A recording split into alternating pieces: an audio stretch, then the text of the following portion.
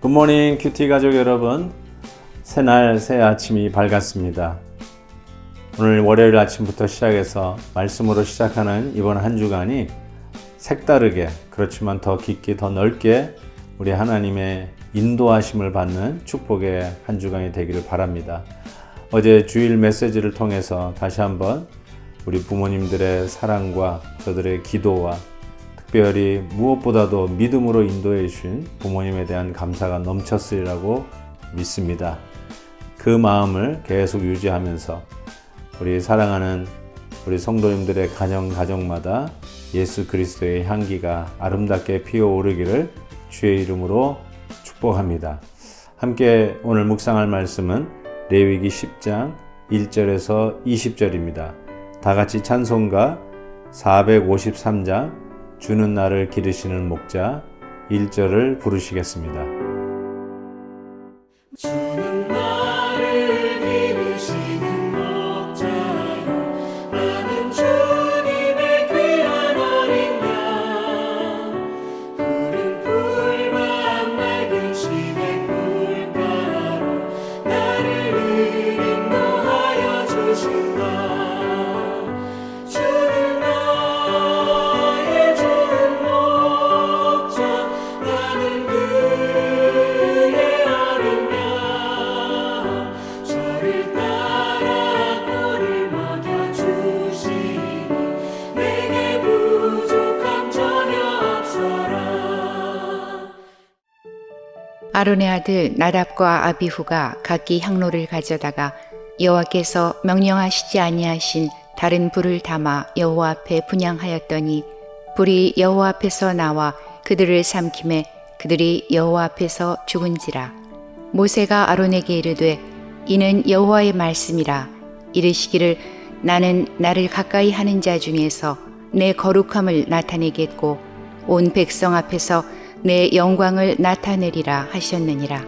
아론이 잠잠하니 모세가 아론의 삼촌 우시엘의 아들 미사엘과 엘사반을 불러 그들에게 이르되 나와 너희 형제들을 성소 앞에서 진영 밖으로 메고 나가라 하매 그들이 나와 모세가 말한 대로 그들을 옷 입은 채 진영 밖으로 메어내니 모세가 아론과 그의 아들 엘르아살과 이다말에게 이르되 너희는 머리를 풀거나 옷을 찢지 말라. 그리하여 너희가 죽음을 면하고 여호와의 진노가 온 회중에게 미침을 면하게 하라. 오직 너희 형제 이스라엘 온 족속은 여호와께서 치신 불로 말미암아 슬퍼할 것이니라. 여호와의 관유가 너희에게 있은즉 너희는 회막문에 나가지 말라. 그리하면 죽음을 면하리라. 그들이 모세의 말대로 하니라. 여호와께서 아론에게 말씀하여 이르시되 너와 네 자손들이 회막에 들어갈 때에는 포도주나 독주를 마시지 말라. 그리하여 너희 죽음을 면하라. 이는 너희 대대로 지킬 영영한 규례라. 그리하여야 너희가 거룩하고 속된 것을 분별하며 부정하고 정한 것을 분별하고 또 나 여호와가 모세를 통하여 모든 규례를 이스라엘 자손에게 가르치리라. 모세가 아론과 그 남은 아들 엘르아살에게와 이다말에게 이르되 여호와께 드린 화제물 중 소재에 남은 것은 지극히 거룩하니 너희는 그것을 취하여 누룩을 넣지 말고 제단 곁에서 먹되 이는 여호와의 화제물 중 내 소득과 내 아들들의 소득인즉 너희는 그것을 거룩한 곳에서 먹으라. 내가 명령을 받았느니라. 흔든 가슴과 들어올린 뒷다리는 너와 네 자녀가 너와 함께 정결한 곳에서 먹을지니 이는 이스라엘 자손의 화목 제물 중에서 내 소득과 내 아들들의 소득으로 주신 것임이니라. 그 들어올린 뒷다리와 흔든 가슴을 화제물의 기름과 함께 가져다가 여호와 앞에 흔들어 요제를 삼을지니 이는 여호와의 명령대로 너와 네 자손의 영원한 소득이니라. 모세가 속죄제 드린 염소를 찾은즉 이미 불살랐는지라. 그가 아론의 남은 아들 엘르아살과 이다말에게 노하여 이르되 이 속죄 제물은 지극히 거룩하거늘 너희가 어찌하여 거룩한 곳에서 먹지 아니하였느냐. 이는 너희로 회중의 죄를 담당하여 그들을 위하여 여호와 앞에 속죄하게 하려고 너희에게 주신 것이니라. 그 피는 성소에 들여오지 아니하는 것이었으니 그 제물은 너희가 내가 명령한 대로 거룩한 곳에서 먹었어야 했을 것이니라. 아론이 모세에게 이르되 오늘 그들이 그 속죄제와 번제를 여호와께 드렸어도 이런 일이 내게 임하였거늘 오늘 내가 속죄 제물을 먹었더라면 여호와께서 어찌 좋게 여기셨으리요. 모세가 그 말을 듣고 좋게 여겼더라.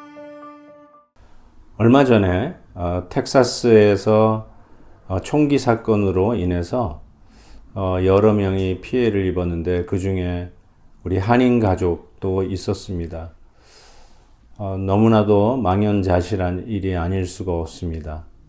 죽음이라는 것은 정말 우리들에게 큰 충격으로 다가오고 성경에서도 우리 인간들의 최후의 원수는 사망이다 이렇게 명명하고 있죠.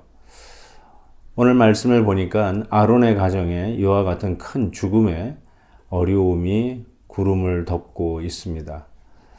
아론의 두 아들 나답과 아비후가 하나님이 명하지 않는 불로 여호와 앞에 분향하다가 하나님께서 내리신 불에 의하여 그 즉시 사망한 사건입니다. 왜 하나님께서 명하고 하라고 하는 대로 하지 아니하고 하나님이 명하지 않은 다른 불로 분향을 했을까요? 그 이유는 자세히 설명되어 있지 않으니까 우리는 잘 모르겠습니다. 하나님께서 반드시 이 번제단에서 나오는 그 불로 붙여야 함에도 불구하고 도대체 어디서 이 불을 이 나답과 아비후가 사용했을까? 아마 편의에 따라서 그냥 어떻게 가까이에 있는 다른 불로 하지 않았을까 이런 생각도 좀 해보게 됩니다. 뭐 요즘같이 뭐 라이터가 있었던 것도 아닌 것 같고 또 전기불이 들어와서 이곳저곳에서 뭐 가스불을 켜거나 전기불을 켜서 불을 낼 수 있는 형편도 아니었는데 하나님께서 명하신 방법대로 그리고 하나님이 말씀하신 바로 그 원천에서 불을 사용해서 분향했어야 되는데 제 생각에는 편의대로 뭐 꼭 거기 번제단까지 가서 불을 가져올 필요가 있느냐라고 했든지요. 다른 방법으로 사용하지 않았을까 이런 생각을 해보게 됩니다. 우리가 하나님 앞에 예배 드릴 때 우리의 편의대로 하는 것이 무엇인가 한번 생각해 볼 필요가 있습니다. 하나님께서 우리에게 기뻐하시는 하나님이 정말 원하시는 예배가 무엇인지를 늘 말씀하고 있지 않습니까? 수많은 재물보다 하나님은 우리에게 진정 원하시는 것은 상한 심령이다. 회개하는 심령이다. 늘 하나님 앞에 나올 때마다 자신의 부족함을 보고 회개하며 나오는 그런 마음을 우리 하나님이 원하셨지요. 당당하게 나오는 자, 떳떳하게 나오는 자, 마치 자기가 여태까지 자기 힘으로 자기 공로를 쌓고 그것을 자랑하려고 나오는 자처럼 나오는 것이 아니라 나 같은 죄인 살리신 주님의 은혜에 고마워서 나오는 회개하는 심령, 바로 그런 자들이 하나님이 정말로 기뻐하는 예배라고 말씀을 하고 있습니다. 그래서 저는 이 제단 앞에 들고 나오는 이 불은 회개하는 불, 하나님이 기뻐하시는 불, 하나님의 임재를 체험할 수 있는 불이지 우리가 내 멋대로 내 편의대로 만든 불, 나의 자랑거리가 되는 불, 나의 어깨 위에 나의 어떤 경력과 나의 성취와 나의 영광을 올려놓고 뻐기고 자랑하듯 하는 그런 불이 아니라 진정 하나님만이 영광을 받으시는 겸손의 불이 아닐까 이런 생각을 해보게 됩니다. 아무쪼록 오늘 우리가 한 주를 시작하면서 내 편의에 따라 스스로 불을 붙였으니까 됐다 하고 괜찮아 하는 것이 무엇인가 한번 생각해 보시고 이게 정말 하나님이 원하시는 방법일까 한번 깊이 생각할 수 있기를 바랍니다. 우리가 너무나도 자유분방해서 형식이 중요하냐 마음이 중요하지 뭐 이런 변명을 가지고 실은 가만히 보니까 자기가 원하는 대로 자기 편의대로 자기가 추구하는 대로 할 때가 얼마나 많이 있습니까? 다시 한번 하나님이 원하시는 방법대로 하나님 앞에 나아갈 수 있는 저희들이 되었으면 좋겠습니다. 이런 엄중한 경고의 메시지가 있는 그 상황 속에서 하나님께서 이 아론을 찾아오시죠. 바로 8절입니다. 여호와께서 아론에게 말씀하여 이르시되 하면서 9절에 너와 네 자손들이 회막에 들어갈 때는 포도주나 독주를 마시지 말라 이렇게 말씀하십니다. 그 상황 속에서도 하나님이 뭐 따뜻한 위로의 말씀보다는 우리가 어떻게 하나님 앞에 나아가야 될지에 대해서 엄중 말씀을 하고 계십니다. 포도주나 독주를 회막 앞에 나올 때 먹지 말라는 것입니다. 왜 그럴까요? 당시 사람들은 뭐 포도주도 마시고 뭐 이렇게 센 술도 마셨던 것이 맞는 것 같습니다.